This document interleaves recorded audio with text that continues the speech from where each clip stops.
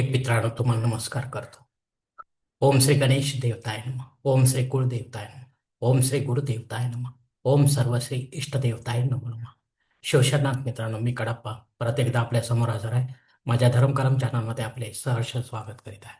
मित्रांनो, पंचांगाचे हात आपल्या समोर सादर करीत आहे.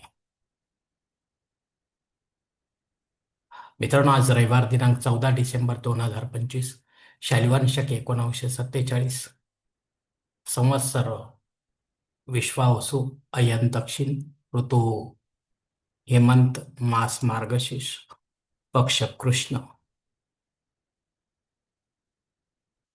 तिथे मित्रांनो आजची दशमी तिथी आहे. सायंकाळी 6:50 एकादशी तिथीला सुरुवात होईल.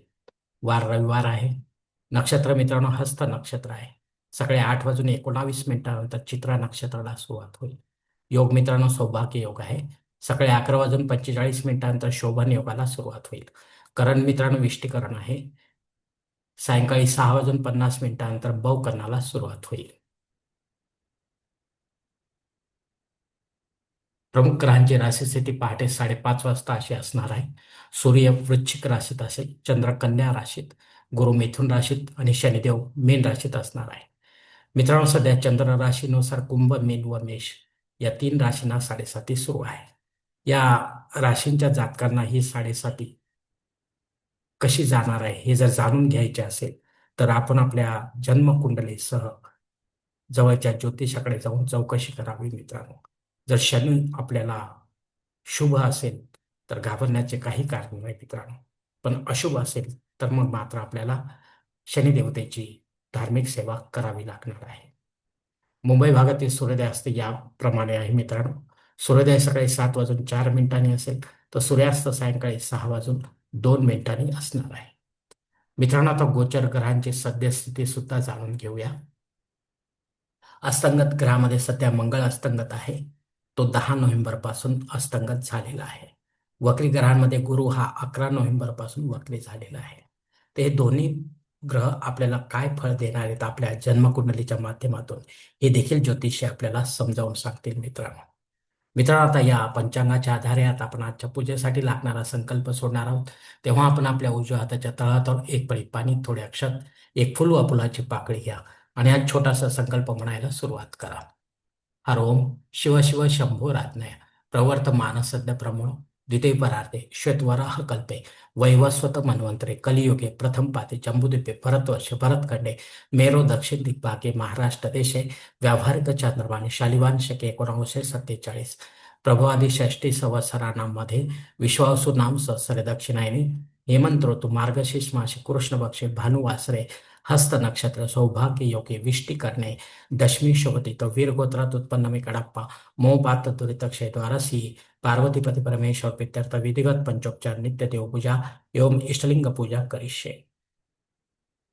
मित्रांनो या ठिकाणी हा संकल्प संपलेला आहे. तेव्हा आपण आपल्या उजव्या हाताच्या तळहातावर संकल्पाचे पाणी समोरच्या तामणात सोडून द्या. मित्रांनो या संकल्पाची वेळ मर्यादा सकाळी 8:19 आहे. या वेळेनंतरही आपल्याला संकल्प सोडायचा असेल कुठल्याही धार्मिक विधीच्या संपन्नतेसाठी तर कृपा करून आपण वरील बदललेल्या पंचांगाचा आधार घ्यायचा आहे. नवीन संकल्प तयार करायचा आणि त्या संकल्पात आपण करत असलेल्या धार्मिक विधीचा उल्लेख अवश्य करायचा. तेव्हाच आपली धार्मिक सेवा संबंधित देवतांपर्यंत पोहोचेल आणि त्यांचे आशीर्वाद आपल्यापर्यंत पोहोचतील मित्रांनो. मित्रांनो आता मुहूर्त विभागामध्ये जाणून घेऊया. या धार्मिक विधीने त्यांचे मुहूर्तकाळ याप्रमाणे दिलेले आहेत. सर्वात प्रथम साखरपुडा यासाठी मुहूर्त दिले दिनांक 14, 15 आणि 16. डोहाळ जेवणासाठी मुहूर्त आता या मासामध्ये नाही. बारसे करण्यासाठी मुहूर्त दिनांक 16, जावळ काढण्यासाठी मुहूर्त दिनांक 15, गृहप्रवेश करण्यासाठी मुहूर्त दिनांक 15. मित्रांनो आता मुहूर्ताच्या दुसऱ्या भागात देखील पाहूया. उपनयन करण्यासाठी 4 फेब्रुवारी शिवाय मुहूर्त नाही. विवाह करण्यासाठी 3 फेब्रुवारी शिवाय मुहूर्त नाही. वास्तुशांती करण्यासाठी 6 फेब्रुवारी शिवाय मुहूर्त नाही. भूमिपूजन व पायाभरणी करण्यासाठी 4 फेब्रुवारी पर्यंत मुहूर्त नाही मित्रांनो. देवमूर्तीची प्राणप्रतिष्ठा करण्यासाठी देखील 6 फेब्रुवारी शिवाय मुहूर्त नाही मित्रांनो. मित्रांनो अशा वेळी आपण आपल्या फायद्यासाठी किंवा पंडिताच्या माध्यमातून स्वतःहून किंवा पंडिताच्या माध्यमातून नव्याने यापेक्षा वेगळा काही मुहूर्त निर्माण करण्याचा प्रयत्न करू नका, कारण मुळात तो मुहूर्तच नसल्यामुळे त्याचा आपल्याला काही एक उपयोग होणार नाही मित्रांनो. कारण सध्या शुक्राचा अस्त उद्यापासून आजपासूनच 14 तारखेपासून सुरू होत आहे. त्यामुळे या धार्मिक विधी संबंधी कोणताही मुहूर्त दिलेला नाही मित्रांनो. जो पहिल्या भागामध्ये दिलेले तेच मुहूर्त आहेत, दुसऱ्या भागातले मुहूर्त नाही मित्रांनो. मित्रांनो, वरील काही मुहूर्तांच्या तारखेत वेळेची मर्यादा देखील असू शकते पहिल्या भागामध्ये. ती वेळ मर्यादा जर आपल्याला जाणून घ्यायची असेल तर कृपा करून आपण मला कॉमेंट्स बॉक्समध्ये विचारावं किंवा योग्य पुरोहितास वा पंचांगतारका संपर्क साधावा आणि मगच आपल्या जन्मकुंडलीनुसार आपल्यासाठी योग्य असा मुहूर्त निवडावा, जेणेकरून आपल्या मुहूर्तामध्ये कोणत्याही प्रकारची बाधा उत्पन्न होणार नाही आणि मुहूर्ताचे पूर्णपणे फळ आपल्याला प्राप्त होईल मित्रांनो. आणि असा मुहूर्त जर आपल्याला मिळत नसेल तर मग आपण नव्याने काही मुहूर्त निर्माण करू नका मित्रांनो. मित्रांनो, आता पंचांगातील इतर काही महत्वाची जी माहिती आहे ती आता आपण पाहणार आहोत.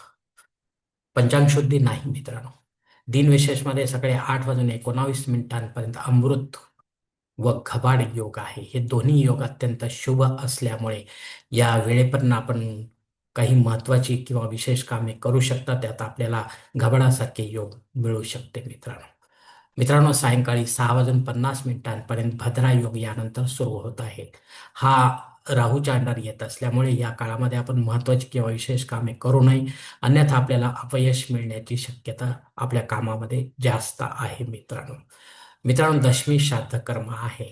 या तिथीवर आपली आई किंवा आपले वडील आपल्याला सोडून परलोकात निघून गेले असतील तर त्यांच्या नावाने आपल्याला पिंडदान युक्त वा पिंडदान रहित असे श्राद्ध कर्म करणे गरजेचे आहे.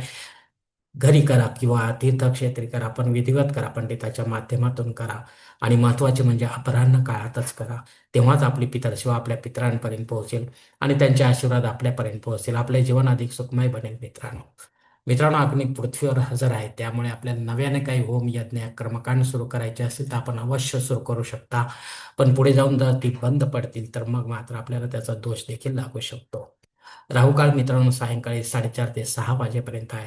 या 1.5 तासाच्या काळात राहू अत्यंत प्रभावी असल्यामुळे तो आपल्या कामांना बिघडवणार मित्रांनो. तेव्हा आपण आपली कामे सांगितलेल्या शुभ वेळेमध्येच करावी मित्रांनो.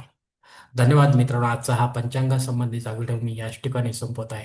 आपण जर माझ्या मताशी सहमत असाल तर कृपया माझे धर्मकर्म चॅनल सबस्क्राईब करा, लाईक करा, आपले कुटुंब व मित्रपरिवार असं शेअर करा. तसेच कॉमेंट्स बॉक्समध्ये आपले मत अवश्य नोंदवा आणि माझा पुढील व्हिडिओ आपल्यापर्यंत पोहोचण्यासाठी बेल बटन अवश्य दाबा. धन्यवाद मित्रांनो. पुढील भेटीपर्यंत आपण खुश राहा, आनंदी राहा, प्रसन्न राहा. हरिओम. शिवशंभो महादेव.